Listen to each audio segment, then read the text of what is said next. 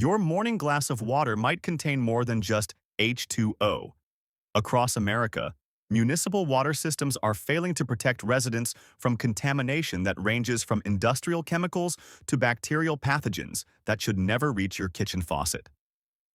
While water treatment plants promise safe drinking water, the reality in these five cities tells a different story. One of aging infrastructure, regulatory failures, and contamination levels that would make bottled water companies rich if residents knew the truth. City officials often downplay water quality issues, focusing on technical compliance with federal standards while ignoring the health implications of long-term exposure to chemical cocktails that flow from every tap.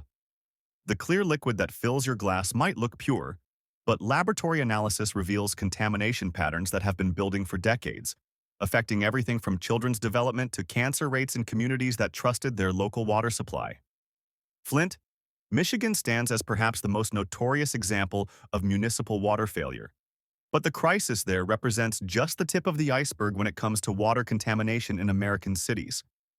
Flint's water catastrophe began with a cost-cutting decision to switch water sources, but the real problem was the systematic failure of oversight that allowed lead contamination to poison an entire community. The Flint River water was corrosive enough to leach lead from aging pipes, but city officials continued assuring residents their water was safe, even as children were being diagnosed with elevated blood lead levels.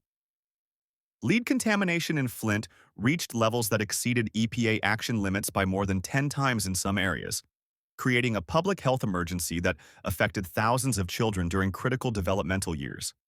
The neurological damage from lead exposure is irreversible, meaning that an entire generation of Flint children will live with the consequences of municipal negligence. Water testing procedures in Flint were deliberately manipulated to hide the extent of contamination. City officials instructed residents to run their water for extended periods before testing, a practice that would reduce lead readings by flushing out contaminated water that had been sitting in pipes. This deceptive practice continued for months while children consumed water with dangerous lead levels. The bacterial contamination that accompanied the lead crisis created additional health risks that received less media attention but were equally dangerous. Legionella bacteria in the water system caused outbreaks of Legionnaire's disease that killed at least 12 people and sickened dozens more. The combination of lead and bacterial contamination created a perfect storm of public health disasters. Treatment chemicals added to combat bacterial contamination actually worsened the lead problem by making the water more corrosive to pipes. The city's attempt to address one contamination issue exacerbated another, demonstrating the complex challenges of managing aging water infrastructure with limited resources and oversight. Recovery efforts in Flint have been slow and incomplete, with many residents still relying on bottled water years after the crisis began. Pipe replacement programs have been inconsistent, and trust in the municipal water system remains virtually non-existent among residents who were repeatedly lied to about safety. The economic impact of the water crisis extends far beyond the immediate health costs, with property values plummeting and businesses leaving the area. The contamination has created a long-term economic disaster that compounds the health impacts on a community that was already struggling economically. Newark, New Jersey, represents another major urban area where lead contamination has created ongoing public health concerns that city officials have struggled to address effectively. Lead levels in Newark's water system have exceeded federal action limits repeatedly over the past decade, affecting tens of thousands of residents who were often unaware of the contamination in their tap water. The city's aging infrastructure includes thousands of lead service lines that continue to leach dangerous levels of lead into the drinking water supply. Testing procedures in Newark have been criticized for understating the extent of lead contamination by focusing on areas with newer infrastructure while avoiding neighborhoods with the highest risk of lead exposure. This selective testing approach allowed city officials to claim compliance with federal standards while thousands of residents consumed dangerous levels of lead. Water treatment modifications aimed at reducing lead levels have been inconsistent and sometimes counterproductive. Changes in water chemistry designed to reduce pipe corrosion have sometimes increased lead leaching in the short term, creating periods of elevated exposure that weren't adequately communicated to residents. The distribution of bottled water and water filters in Newark has been hampered by logistical challenges and communication failures that left many residents without safe drinking water for extended periods. Language barriers and distrust of government officials complicated efforts to ensure that affected communities received adequate support. School water testing in Newark has revealed lead contamination that forced the closure of drinking fountains and required the installation of filtration systems. The contamination of school water supplies means that children were exposed to lead during crucial developmental years, potentially affecting their cognitive development and academic performance. Environmental justice concerns arise from the fact that lead contamination disproportionately affects low-income communities and communities of color in Newark. These neighborhoods often have the oldest infrastructure and the least political power to demand rapid remediation of water quality problems. The long-term health monitoring needed to assess the full impact of lead exposure in Newark has been inadequate, making it difficult to understand the true scope of the public health impact. Many residents remain unaware of potential health effects from years of exposure to contaminated water. Pittsburgh, Pennsylvania, has faced significant water quality challenges related to lead contamination and treatment chemical issues that have affected thousands of residents. Lead contamination in Pittsburgh has been linked to changes in water treatment procedures that made the water more corrosive to pipes. The city's attempt to comply with federal regulations regarding disinfection byproducts inadvertently increased lead leaching from service lines and household plumbing.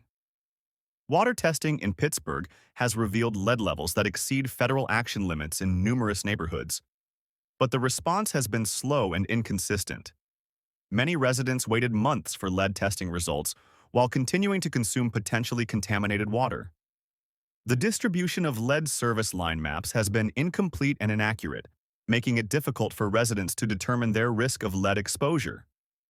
Property owners often don't know whether their service lines contain lead, complicating efforts to protect families from contamination. Treatment facility operations in Pittsburgh have experienced multiple violations of federal drinking water standards, including failures to maintain proper chlorine residuals that protect against bacterial contamination during water distribution. Communication with residents about water quality issues has been criticized as inadequate and confusing. Technical language in water quality reports makes it difficult for residents to understand their exposure risks and the actions they should take to protect their health. Infrastructure replacement programs in Pittsburgh have been limited by funding constraints and regulatory complexity. The city has thousands of lead service lines that need replacement, but the process has been slow and primarily reactive rather than proactive. Environmental monitoring beyond the tap has revealed contamination issues in the broader watershed that supplies Pittsburgh's drinking water. Industrial pollution and agricultural runoff create ongoing challenges for water treatment facilities that must remove an increasingly complex mixture of contaminants. Washington, D.C. experienced a major lead contamination crisis that affected thousands of homes and raised questions about federal oversight of municipal water systems. Lead contamination in Washington, D.C.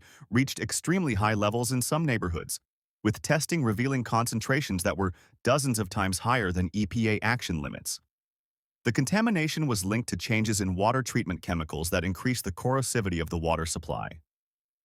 Federal oversight of the D.C. water crisis was inadequate, despite the location in the nation's capital. The EPA and CDC responses were slow and sometimes contradictory, undermining public confidence in federal agencies responsible for protecting drinking water safety. Testing and notification procedures in Washington, D.C. were flawed and sometimes misleading. Residents received confusing information about lead levels in their water, and many weren't tested until months after the contamination was discovered. Children's blood lead testing in affected neighborhoods revealed elevated levels that confirmed exposure to dangerous concentrations of lead through drinking water. The health impact extended beyond immediate lead poisoning to include long-term developmental and cognitive effects. Water treatment modifications designed to address the lead contamination were implemented slowly and with mixed results.